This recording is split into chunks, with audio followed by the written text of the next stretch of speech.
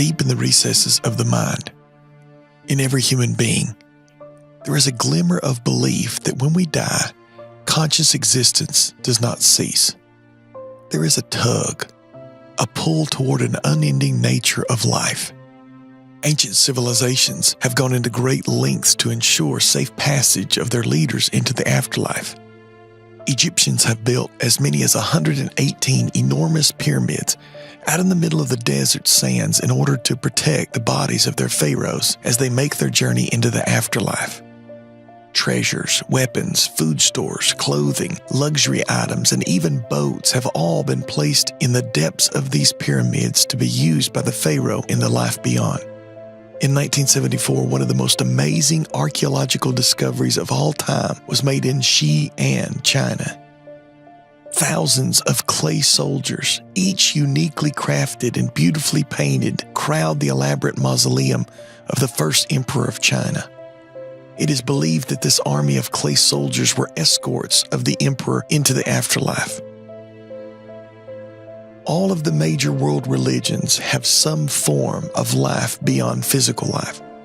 Whether it is reincarnation, nirvana, limbo, purgatory, paradise, heaven, or hell, all point to some existence after the grave. This belief may be there, buried deep within the conscious mind, but most times it is drowned out by the conflicting arguments of the rational mind. The rational mind sees life strictly through the empirical lens. When it comes to death and the afterlife, the furthest extent science can go is to the last heartbeat, to the last impulse of involuntary movement, to the last signal of brain activity. That's the end. Nothing further to see, to witness, to experimentally test. And this is where most people are. Standing at the end of the arguments of the rational mind, staring off into the dark abyss of an afterlife, almost making out the perceptible lines of something, but not sure if it's real or their mind is simply playing tricks on them. This is where AJ stood, firmly planted in rational thinking. If there was a God, he wound up the universe eons ago and simply walked away. No personal God, no life after death, no final judgment, no heaven, and no hell. To believe any other way was foolish superstition. That is until one fateful sleepless night, when the haunting voice of a dying man pushed him from the calloused skeptic to a convinced servant. I'm Ronnie Brown, and this is Forgotten.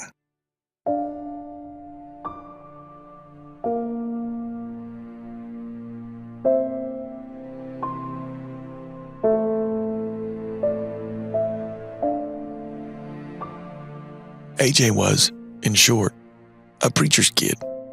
The children of Christian ministers have a reputation of oftentimes being a complete opposite of their parents later in life. But that was not the case with AJ, at least at the beginning. AJ was born in Malden, Massachusetts, to loving yet devoted Christian parents. His father was a congregational minister who came up during the Great Awakening. Although he loved his son, AJ Sr. was a very stern and strict man in tending to his home. He was a godly man, described as a man of, quote, inflexible integrity and uniform consistency of Christian character, end quote. This unbending moral character caused the pastor and his family great turmoil during AJ's life. Because of the pervasive nature of liberalism and false teaching, AJ Sr. had gone through a series of unsuccessful pastorates and church splits until he finally ended up in a conservative congregation in Plymouth, Massachusetts. As he grew up in these years of transition, AJ saw his father go through so much and yet never compromised. He viewed his father with awe and deep respect. AJ was a promising student. While his father was away on business, AJ's mother, Abigail, wanted to surprise her husband by teaching her son to read while he was away. She was successful in doing so, and when AJ's father returned, he was met by a 3-year-old boy reading a chapter from his beloved Bible. His father's delight in his ability fueled an insatiable desire for learning. AJ read every book that he could, literature, novels, everything in his father's library. By the time he was 10, he had learned the basics of Greek and Latin and was highly developed in mathematics. It was at some point during this time that his father told him, quote, "You are a very bright boy, and I expect you to become a great man," end quote. His father saw the promise in the sharp mind of his young son and aspired great things for him. He himself had only been a poor pastor of small churches all of his life. His greatest desire was that his son achieve greater success than he. Time and time again, he reaffirmed his vision for his son by telling him that he would one day be a great man. But AJ's vision of greatness differed vastly from his father's. He saw his destiny as a public speaker or an author or a politician, some position that would win him admiration and fame. He knew this vision was different from that of his father's aspirations. He deeply respected his father and wanted nothing more than to please him. But how could he do both? How could he fulfill his father's Christian vision for his future and be a great man of renown at the same time? One night, while laying in bed sick, his young mind wrestled with these desires. He seemed to hear a voice say in his mind, quote, "Not unto us, but to thy name be the glory," end quote. This echo from the Psalms tried to guide his thinking. The only lasting fame, the only eternal glory that would outlast the grave would be God's glory. The rest would fade into insignificance. Not unto us, but to thy name be the glory, rang through his mind over and over. He suddenly sat up in his bed, stunned by God's dealings with his heart. Although he would remember this unusual moment for the rest of his life, he once again was taken up with his own personal pursuit of fame and notoriety.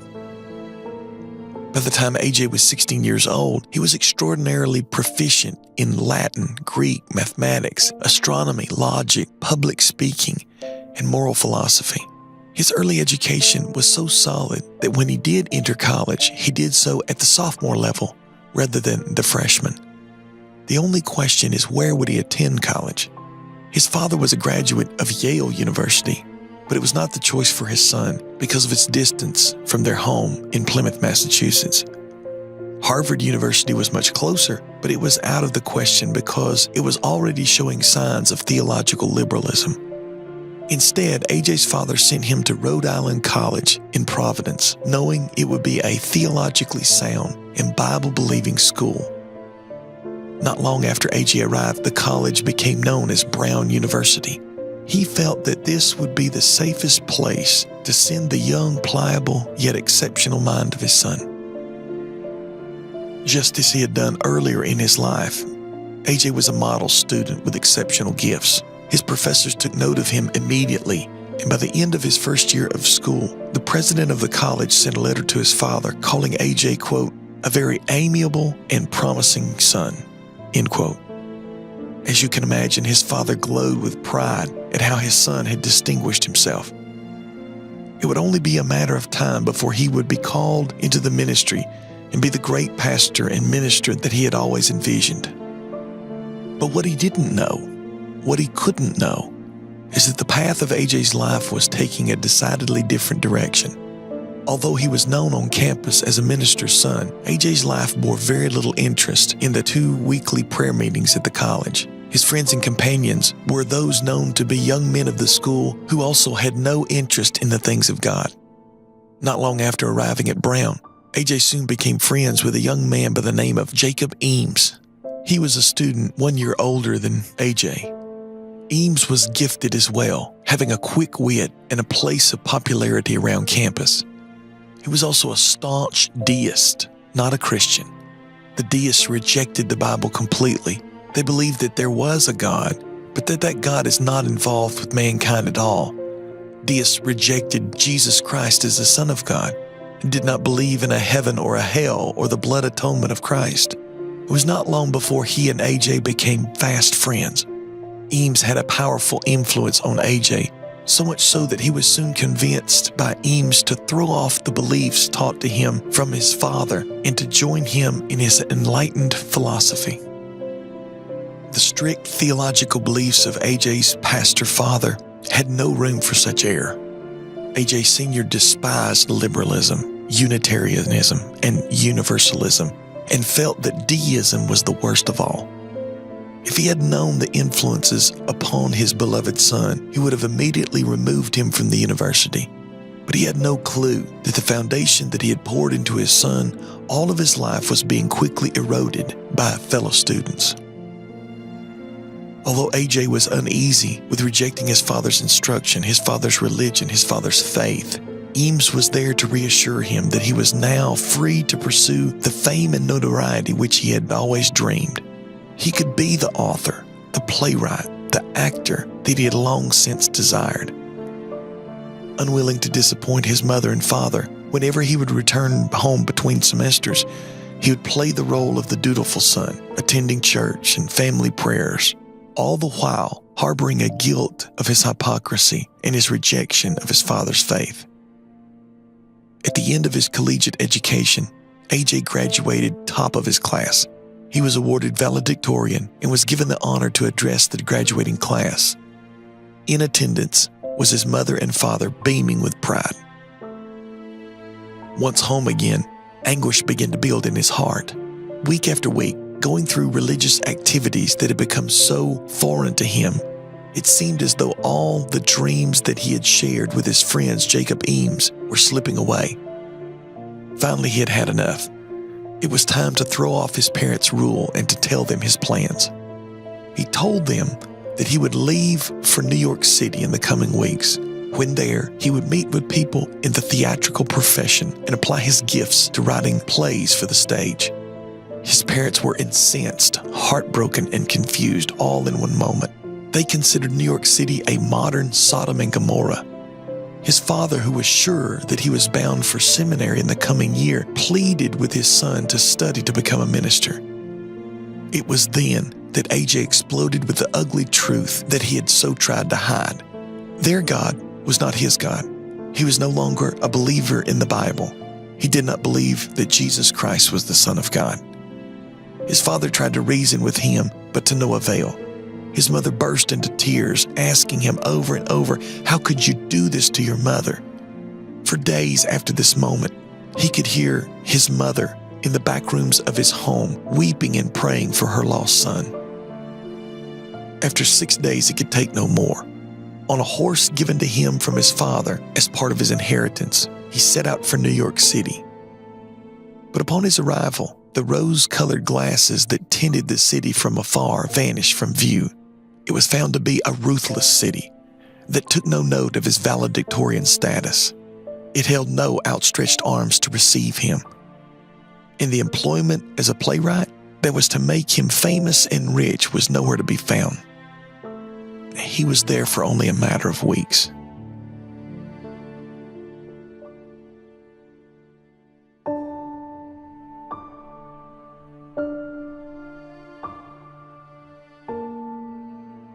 Unwilling to go home, yet longing for a familiar face, he turned his horse towards Sheffield to stay with his uncle Ephraim. While there, he crossed paths with another young man, very different from the ones he had ran with in college. The young man was a devoted believer in Jesus Christ. AJ was stunned by the young man, who was strong in his Christian convictions, yet without being harsh or judgmental. After a brief stay, AJ decided to continue west. As the sun was setting one evening, he stopped at an inn to spend the night. He applied to the clerk for a room. The inn was nearly full. There was only one room remaining. The innkeeper had been hesitant to rent the bed because in the adjoining room was a deathly sick young man. He was afraid that the noise would disrupt the occupant next door. AJ assured the man that a few noises in the room next door would not keep him from a good night's sleep. And after a hearty plate of food, the landlord showed him to the room. It wasn't long before the lamps were dimmed and AJ was in bed awaiting sleep. A sleep that seemed to be elusive. Although he assured the clerk that the noises in the next room would be no bother, they were. All through the night, he could hear footsteps of doctors and attendants that were constantly coming in and out of the room. He could hear low, hushed voices in the hall, debating what else they could do. The most haunting of all were the coughs and the gasps for air coming through the wall, the groans of agony and pain that no nurse could quench. Just beyond that wall lay a man about to face death. Was this man prepared for death? Was he prepared for death? He thought of his father, fully assured at departing from this world. But he didn't believe what his father believed. To him, death was simply a door into an empty pit, a place of darkness, a ceased conscious state, nothing more.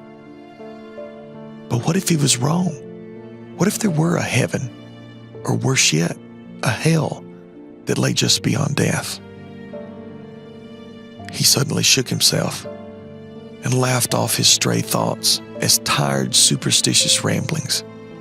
What would his college friends think if they were to see him? Jacob Eames would laugh him to scorn. After hours, the battle within him subsided into slumber. At last, sunlight streamed through the windows, and with it, an anxious night of frightening thoughts was simply wiped clean by a fresh day. He packed his belongings and readied himself to continue his journey. Arriving downstairs to settle the bill, AJ asked about the sickly man next door. "He is dead," was the reply. "Dead?" AJ said. "Yes, he's gone, poor fellow. The doctor said that he probably would not survive the night," said the landlord. AJ asked, "Do you know who he was?" "Oh, yes. It was a young man from Providence College, a very fine fellow. His name was, Eames, Jacob Eames. The man that lay next door, gasping and moaning in agony, dying minute by minute, was his beloved college friend."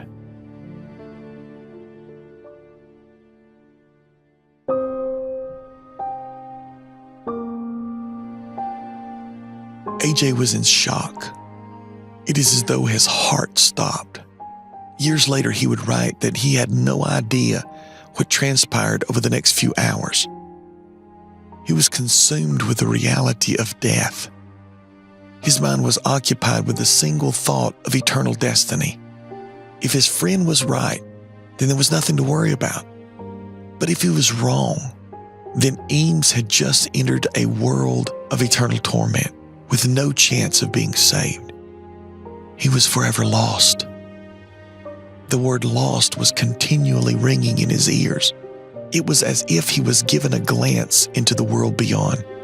In that moment, he knew the Bible to be true, that the faith of his father was the only assurance when crossing into death. What had happened in that country inn, the taking of his dearest friend and guide from the next bed, simply could not be pure coincidence. He immediately turned his horse toward home. What had started out to be a bright journey into his own freedom and independence had turned into the most soul-shattering experience of his life. He was not yet born again.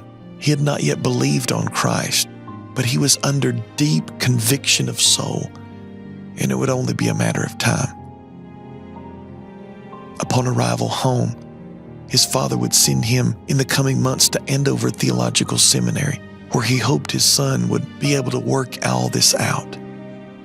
By December 2nd, a day which he would never forget, he was converted and made a complete and total dedication of himself and his life to God.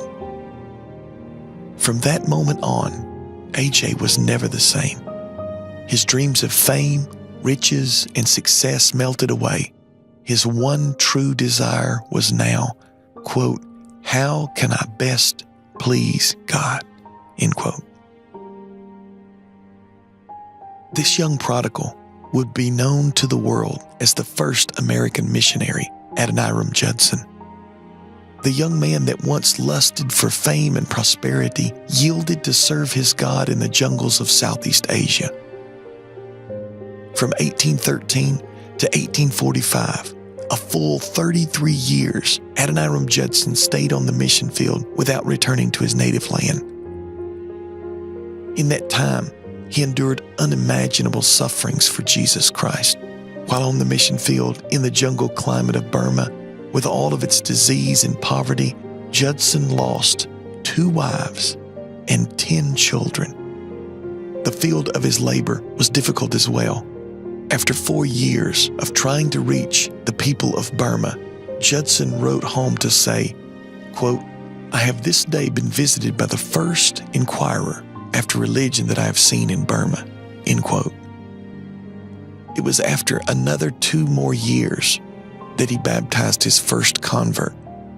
And at the end of nearly 10 years of ministry, there were only 18 national believers.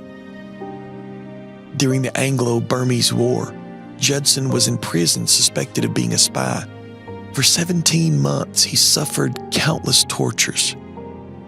His feet were fettered, and at night, a long horizontal bamboo pole was lowered and passed between the fettered legs and hoisted up until only the shoulder and heads of the prisoners rested on the ground. They were exposed to grotesque conditions in prison. Vermin and filth were everywhere. They were served rotting food and grew weak and sickly. During the imprisonment, he along with others were forced on an 8-mile march from one prison to another on scorching hot sand and gravel. The swarming mosquitoes landing on their open wounds nearly drove them to madness. Adoniram's feet were so lacerated that he had to be carried by the end of the journey. He apparently even contemplated taking his own life. There are many aspects and accomplishments concerning his years as a missionary that could be and should be discussed. He translated the Bible into the Burmese language, a task that took him some 27 years.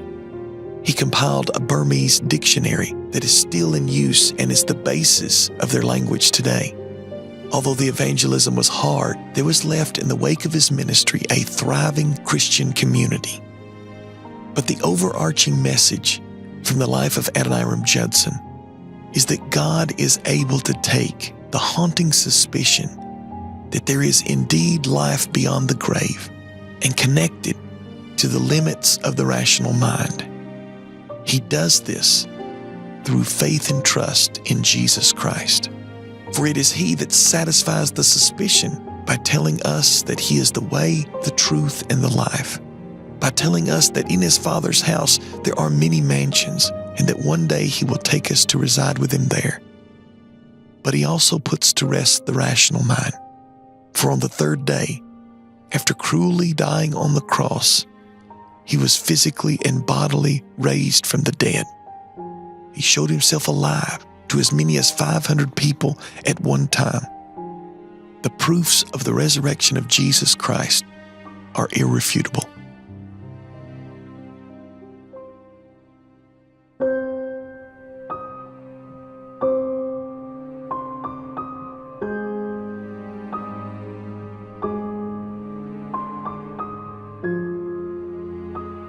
The conversion and subsequent life of Adoniram Judson prove that God can take the most skeptic, the most wandering prodigal, and make them into something entirely different.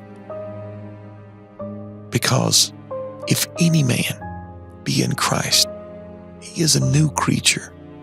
Old things are passed away, and behold, all things are become new.